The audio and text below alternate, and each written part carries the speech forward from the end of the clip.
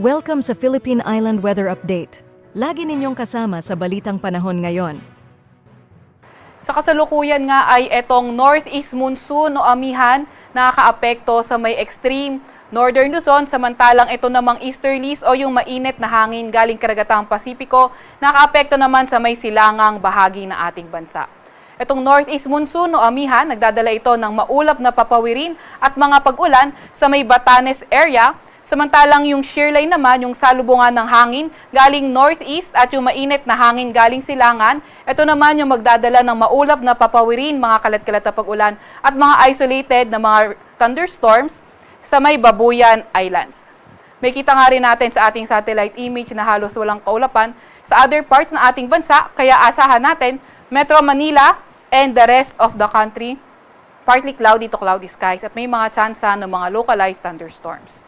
Sa kasalukuyan nga rin ay wala tayong namomonitor na low pressure area or bagyo sa loob or malapit sa ating Philippine Area of Responsibility.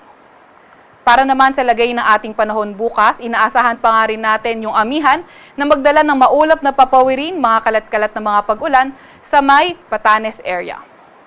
Samantalang shear line pa rin naman yung magdadala ng maulap na papawirin, mga kalat-kalat na mga pag-ulan at mga isolated rain o mga isolated na thunderstorm sa may Batanes. Sa Metro Manila at nalalabing bahagi ng Luzon, partly cloudy to cloudy skies, may mga tsansa pa nga rin ng mga localized thunderstorms. Agwat ng temperatura bukas sa Metro Manila, 25 to 33 degrees Celsius. 24 to 33 degrees Celsius sa may Lawag at 24 to 32 degrees Celsius sa may Tugigaraw. 16 to 25 degrees Celsius sa Baguio, 24 to 30 degrees Celsius sa may Tagaytay at 26 to 31 degrees Celsius naman sa may Legazpi. Sa may Puerto Princesa naman at Kalayaan Islands ay 26 to 33 degrees Celsius. Para naman sa lagay ng panahon sa may Visayas at Mindanao area, patuloy pa nga rin ang fair weather conditions na may mga tsansa ng mga localized thunderstorms. Agwat ng temperatura sa Iloilo ay 26 to 32 degrees Celsius, 27 to 32 degrees Celsius sa may Cebu, at 26 to 33 degrees Celsius sa may Tacloban.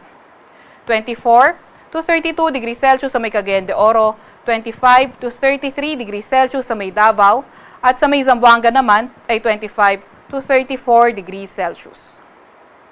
Wala na tayong nakataas na gale warning sa kahit na anong baybayin ng ating bansa, pero ingat pa rin sa mga papalaot sa may western section ng Northern Luzon at sa northern section ng Northern Luzon dahil magiging katamtaman hanggang sa maalon ang karagatan. Gayunpaman, kahit wala na tayong gale warning ngayon, hindi pa rin natin tinatanggal yung tsansa na by tomorrow afternoon o sa mga susunod na araw, posibleng muli tayong magtaas ng gale warning.